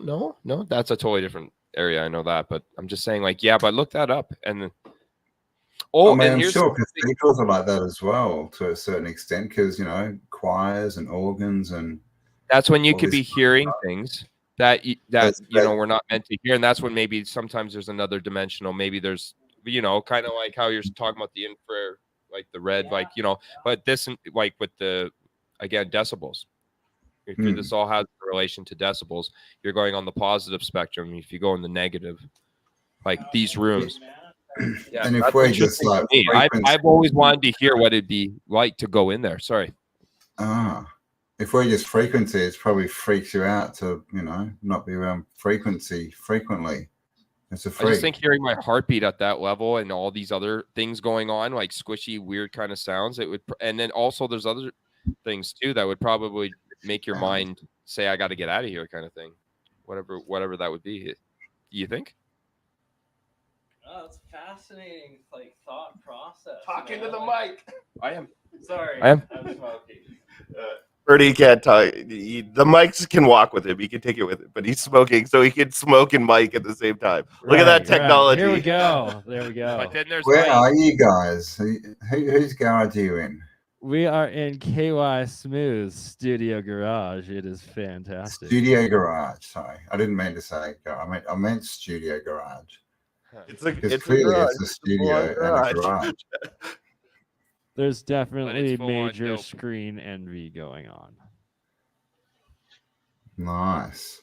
But So have we got anything? What have we got planned? Anything else here, Bernie? We seem to have lost Mike and Andreas. Yeah, so Andreas had to go to another show, but we're still live on his channel. How long are we at here? Hour and a half. We still got a good half hour. There's a bug alive in the garage. He deserves to live. Campbell, you don't understand. In Canada, it happens. everything is dead at this point. They're smart. No. When you get fruit flies, for instance, Everything is dead. Assholes. And it's surviving in the garage. It was like minus Survival 20 outside adaptation. yesterday. It was crazy. Dude, humans aren't supposed to live in that kind of temperature. I keep telling you this. But that's the question, right? The Tartarians, they live in this, the Russians, but was it a different temperature back then? Some of the coldest places in all the world have been in Canada and in Alberta. Exactly. And Justin Trudeau's there, so I mean that's 3 good reasons to get out. He's a cold person. He adds a couple. He's got a very cold personality. He's brought the temperature down in your great country. Yeah, that's not always brought down in a. That's a good point. That's okay though. We don't need to go there. You think he'd like the tropics, being from Cuba and all that kind of stuff. He likes India apparently, so he likes going. Or China. No. Are we allowed to say that? Not in particular. Can't go political. Oh, what about Kanye West? Hey, no, hang on. Let's not get taken. Everybody's good. Let's all be nice. I wish the whole world could see that. So, all right. So who's in the chat? Hello, everyone in chat. I haven't said hello to everyone. Right, Campbell's back. I'm back. Yes, I've been traveling. So I need to start making some of these free energy devices and like the water, Mike's water. What is it like a fractalizing coolness thing? Like it's the vortex machine and then the sound frequencies that he's putting in that 528. He said so. Mike actually is putting one of the main solfeggio frequencies into that water, and from all the different picture sources that I've seen, the 528 hertz is the healing DNA frequency of the solfeggios. I can't confirm that myself. I haven't done any experiments Nor with can it. he deny. But that's the one that Mike's putting into his waters. So there was some questions in the chat earlier about which frequencies to start with. I would recommend with that 528.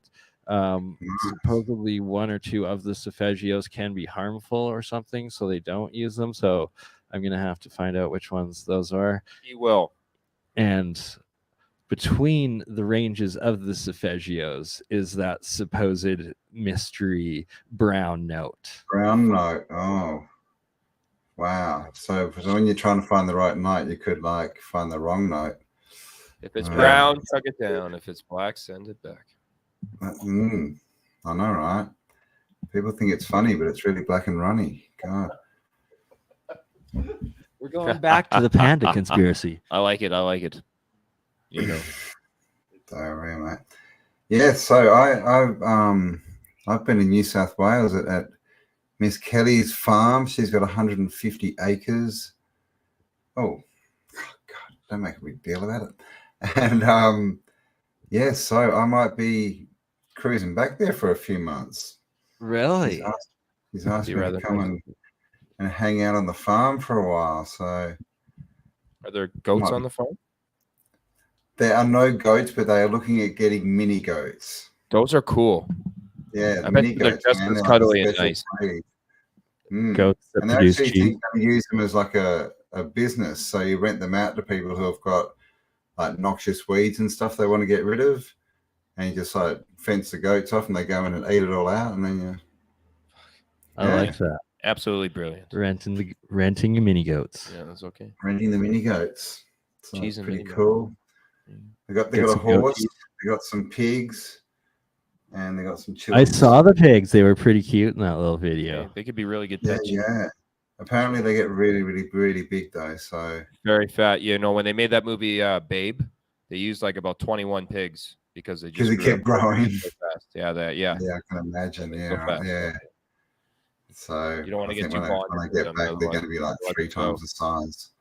And you have them breakfast next morning. Yeah, they become monsters of animals, big pigs, smart pigs. The crystal batteries. Yeah, on Wednesday, I think we're doing the next Hutchinson stream on the building the crystal batteries. So it's cream of tartar as well as Rochelle salts. Oh, that's a good name for a live stream. Cream of tartar. No, but a little bit of sugar. Cumin. A little bit of I sugar. need a free energy device, man. Yeah. I need something. I need off-grid power. Exactly, right? And Charlie. Speaking of which, Charlie has a crystal battery that he's built and been running for a year and a half. Oops. You can run a battery on a potato. There it is. Yeah, but the potato will, eventually go out and wear out. This is several years running. How much can you store in that? Like, well, you don't need to charge it. You just build it once and it'll keep running.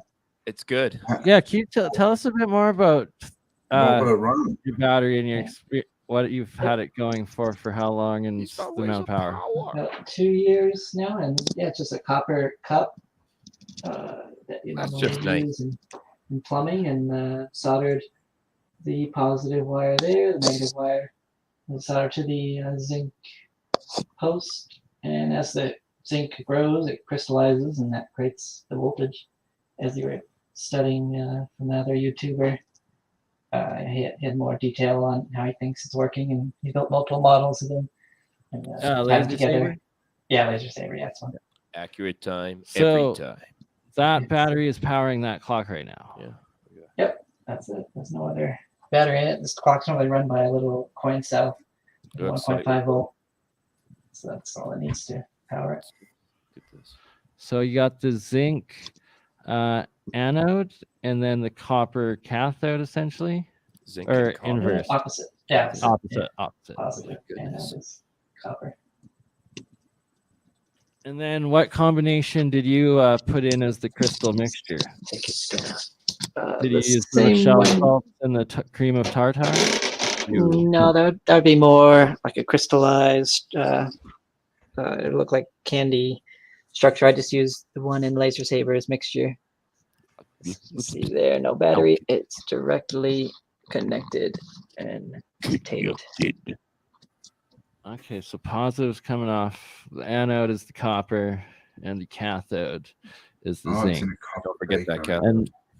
And that makes more sense to me that the zinc being the cathode, as if zinc was the anode, it would decay a lot faster. Wouldn't be a good idea to eat that, would it? No. Well, it is mostly common household items. We're talking poison control, not the hospital. This is what we're talking about. Yeah. In case the little one decides to be like, "Oh, that looks like a muffin." Cupcake, in general, just saying, hypothetically, you know. Do you ever lick a battery, especially a leaking one? That one would melt. Because that's what you're looking at. That's what we're building. That is what we're building here. It's very nice. So, do they have the potential to be proper usable, hold a lot of current batteries? What do they hold? Wattage, current? I don't know. Depends how you wire them. You can put them in series or parallel to get more current and voltage. So you just need several of them. But this one costs about $50 to make. So it depends you just need one for that. how much you have to Does that build. just run that clock? What can you run off that? Yeah, Is anything that that about runs half can you run the fridge amp off it? and 1.5 volts. You need several of them to run the fridge. You can build enough to put them underground, maybe. So, yeah. What size of massive battery of that would you need to run a fridge? Probably something the same size as the fridge. Size is like your 2-car garage, and then just for the floor, maybe a foot or two underneath the floor. I was thinking about that. You have to build a bunch of these to put underground and make power.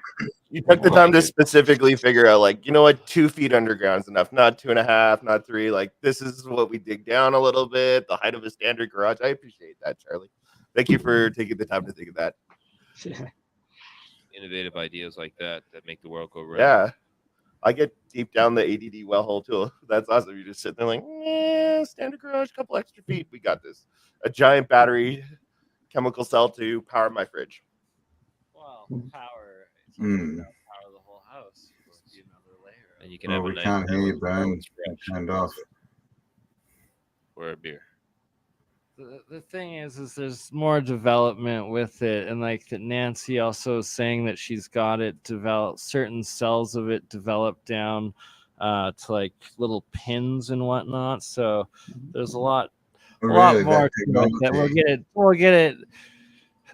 It's who wants to be the first one to have to build the underground garage layer before we experiment to get it to the usable power level. But they're actually creating the energy, right? They're not actual batteries just for storage. They're creating that voltage, right? Yeah, they're essentially running forever, the reaction, right, Charlie? Yep, I just built it once and it's been running ever since. Don't need to charge it, don't need to do anything to it. And so it's more like a generator than a battery, really. Yeah, sometimes it's called a crystal power cell. Crystal power cell. And that sounds so much better. That's something you can have in a superhero. Use gold to assist your experiments.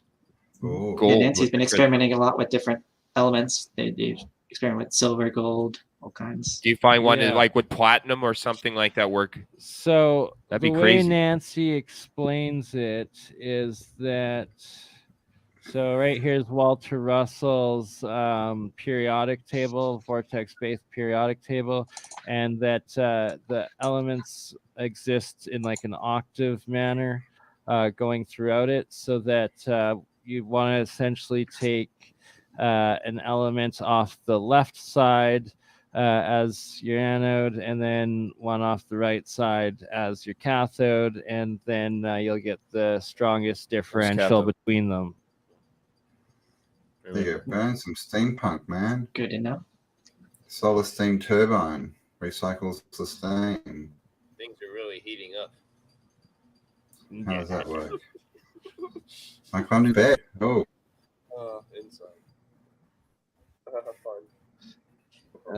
Post the link to the tape. Basically, just Google or look up Walter Russell periodic table, and you'll get element 115. That is the Bob Lazar element. The Bob Lazar. Shout out to element 115. 115. They'll materialize it sooner or later. Just hang on, folks. The question is, so Charlie, what's unobtainium? Is that 115, or are those two different things? I think, yeah, that's the official name of it. It was developed way after Bob Lazar coined his term, and when it was created in a lab, it just lasts a few microseconds and then it disappears. But so they did create it afterwards, but he stated that is it correct that he stated it would be unstable before they created it, sort of thing, or was it like? No, the opposite. He said it's stable at 115, so he was expecting that whenever it's be developed in a lab that it would be stable, but there's different messes with the gravity. Right. So he's saying that was a gravity fuel of for the things. UFO. Yeah. Oh, there. Speaking of gravity interruption. Well. Indeed. All right. Sorry. We had a temporary stoner moment, so memory loss. We were talking about the periodic table and Walter Russell, and right here is another octave scale. The it's also called like the archway scale, referred, but it's octaves of the periodic table expressed in this manner, and how they. And in when you see those doorways in cathedrals, they're called archivolts or archivolts, ARCHI vaults. Right. So it's like, is it the archivolts, architecture of the universe, the structure of how it lines up? And there's some other modern versions of the periodic table where it actually includes this sort of structure of rotating around into it. It's quite fascinating, but it's more of the geometry of nature and of alchemy and the structure of electrochemistry and matter crystallization. Crystals. Use your imagination. Adam, you still there? Space Case? I'm here. Nice. You got anything to throw in today? Well, I was thinking about the sensory deprivation thing, and I'm convinced that consciousness perceives reality directly, and that when you take away your senses, your consciousness is going to stretch out and go start perceiving things in other places. And I think that's why people start hearing and seeing things. It's one of those ways that people in ancient times would teach someone remote viewing. Is comprehension of memory subconscious? Or is it the reaction to those comprehensions of memory? I think it's just a reaction to when your physical senses aren't giving you anything. Then you're going to go self-realization. Is that it? Self-realization would be considered consciousness, and not like using trying to define instinct. Consciousness. Wow. Because that's, I think. Well, yeah, it's interesting that in itself as to what it actually is. I think it's a separate manifestation of whatever our reality is made up of. I mean, consciousness isn't. necessarily intelligence, is it? Well, maybe self-realization in some sort of way. Like a frog can be conscious, but it doesn't need to know it's a frog. But it's still conscious. But it It's just knows not it conscious, lives. it's a frog. It just knows it lives, and it needs to do what it needs to do in order to survive. Yeah, so is that Aspects of consciousness? Yeah. But that's I am instinct, the- right? That's instinct. But the consciousness, to have consciousness, is what humans have that has the advantage. So, The so adaptation for intelligence and thinking, yeah, okay. I guess it does lead to that. Yeah, maybe. Mind, Yeah, yeah. I see what you're saying. Yeah. Sorry, just texting back and forth with Mike. He kept getting kicked out of the stream for some reason. Oh. Having internet issues yet again. Weird things. Hopefully, though, myself, I got a brand new laptop on the way that's upgrading my processing power to start doing the video editing, the better streams, and the new phone, the G20, with that 100x zoom on it, putting that through the telescope. And I got to build like a mount for my phone on the telescope, and that should be pretty freaking epic. Jupiter has been very visible lately. Right by the moon, like you can't even believe it. You think it's a space station, or you think it's something like the Hubble. It's so cool. Like through my there. telescope at the moon, like through like the lens magnifier on it, and then like you can literally count. I've got like up to like 15 of the moons that I can see around like Jupiter, or like 10 around Saturn or something like that. So it's pretty epic. I had some footage up on my Bernard Conkin channel that YouTube still has not given me back. Yeah. Again. All right. Well, I'm not making much sense because it took me 40 hours to get home. I'll tell you that. Really? That was fun. Yeah, man. That was great. 40 hours. Isn't that a typical That's day? like 2 days on Jupiter, I think. Yeah, well, because I was supposed to be staying at a hotel, man, and I was supposed to have a late check-in, and of course I get there and there's no one there, and the bloody phone number's disconnected. So I'm standing in Brisbane going, what the hell? It's 10:30 at night. So I didn't know what to do. So I went to the airport looking for a hotel. Of course there was no hotel. So I spent the next 22 hours wandering around the airport, drinking coffee and stuff. And then got on the bloody plane. Hotel was closed at 10:30 at night and wouldn't let you get in. They've got all these bloody hotels, and they're kind of like serviced apartments almost, but they don't have staff after like 6 p.m. They're kind of, and there's supposed to be a number to call, and it's all supposed to be sorted out, but none of it worked. It all just fell apart. So it was great. Like, and then I couldn't even sleep on the plane, man. There's no leg room. I'm sitting there just dying. So he scores. Yeah. KY Smooth gets another empty into the garbage, the recycle bin. So KY is actually, he's got a lot of the memes, the different interfaces live on Twitch running quick stream. I also got live on my Twitch right now. Campbell, are you gonna start twitching anytime soon? Twitching in a good way. It's the birdie dance. I haven't had the jab, people. It's okay. Oh my god, did you see that bloody, can I even say it, that, DIED very quickly movie that came out, of that documentary about people who, DIED suddenly? You seen that? Oh yeah, my mom sent it to me. I have yet to watch it. I know what you are talking about. Pretty weird, man. It's got these people and they point up in the sky and spin around in circles and then just drop dead. It's very strange. Yeah, man, it's weird. It's really weird. That's freaky. It is. But let's not talk about that, because we'll always have channels at once, and then we'll have to have we have no channels party, but we won't have a channel to have it on. It'll be very confusing. So there you go. But yes. I'm just about done because my arm is. Yeah, we are reaching the 2-hour mark. So what we're gonna do is we will shut it down on the YouTube, but we're gonna keep it going on Twitch, and we're gonna be playing some music on Twitch and keep streaming on Twitch. Oh, Twitch and Twitter. It's the Twitch after party. So can you? How long are the videos on Twitter now? Like you stream for proper long videos?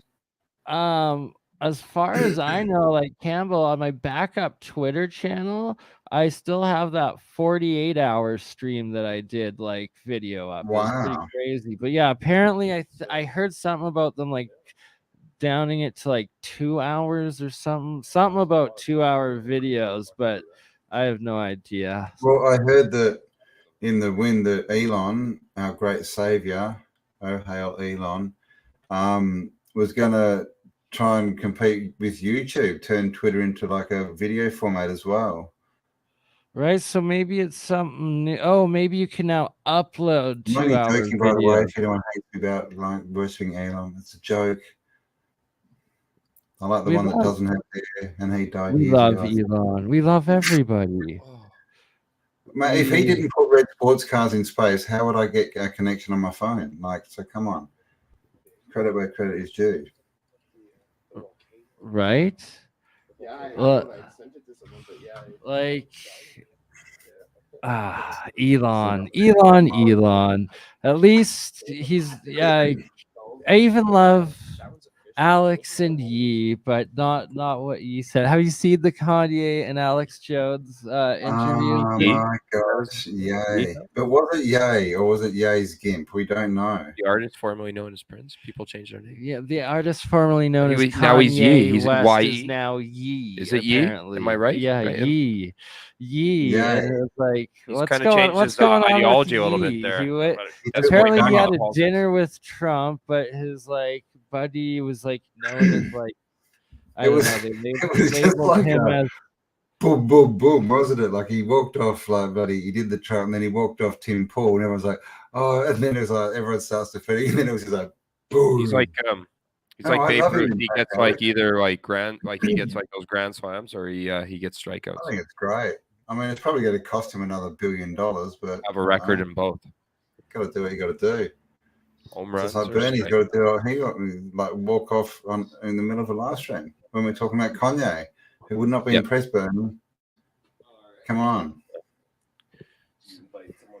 I'm just grabbing our Polish friend named Cam. Oh, he's here. Ominous and my good friend Cam are just coming, but we'll be right back. I'll post the. That'd be cool. If Smooth, they want to come on, only Cam. My link in both of the lives.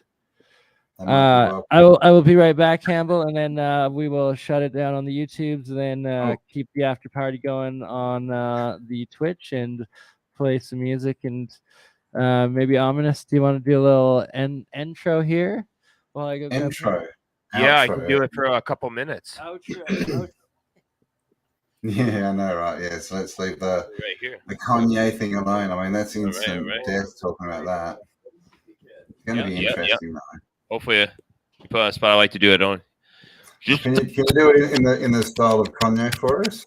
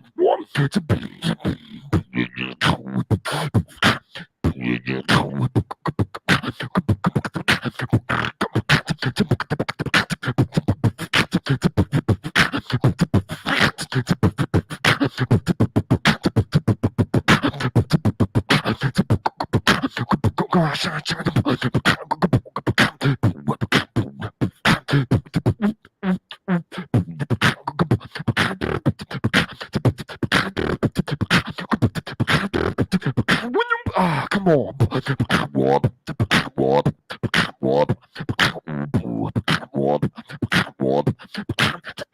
Yo, what?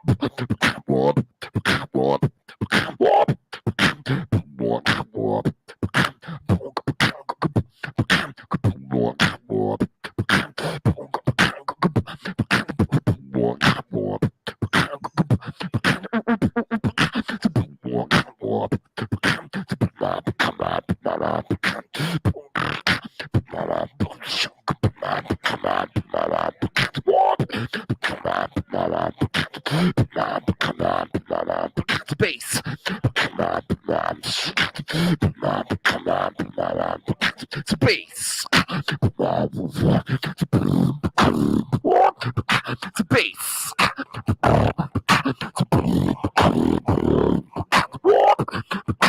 Base.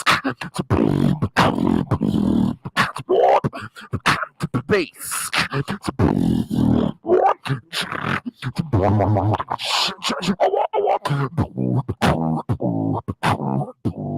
Yeah. Where we're about to get back on with this conversation and science resonation sound. Ominous beatbox. Check it out. You saw it. Cam is here. He made it. All right, there you go. Thank you, Ominous. Oh, thanks. I hope you liked it. And on that note, I am going to duck out. So have fun with your beatboxing on Twitch. Thanks everyone for being here, and I'm going to talk to you all in a few days, no doubt, with BurnEye on Tuesday. Yeah, I guess we're going to be doing one with Paul Cook coming up right away. He got his new camera there, and he also got he's got coming to him one of these ancient, or not ancient, but like 100-year-old electrical healing devices. Oh yeah, so talk about that. We're gonna get that thing fired up, and yeah, it's pretty crazy. I took naturopathy. Naturopathy. All right, brother. We'll see you later. All right, have a good one. See you guys. Much love. And so yeah, goodbye. You were awesome, by the way. Heal up, Campbell. Thank you for making it. Campbell has a recurring injury. Yeah. Cheers, mate. How do I get out of here? Goodbye. Powered through. Yeah. Perseverance. All right. So I think I posted the Twitch links on YouTube on Andreas Certis, my crypto alchemist, BurnEye, and autodidactic. I will now be stopping them. Yeah, look at all that. Very smooth. High quality production right here. This is what live looks like. Very, very much live. Live and uncut. Except that way. There's plenty of cuts in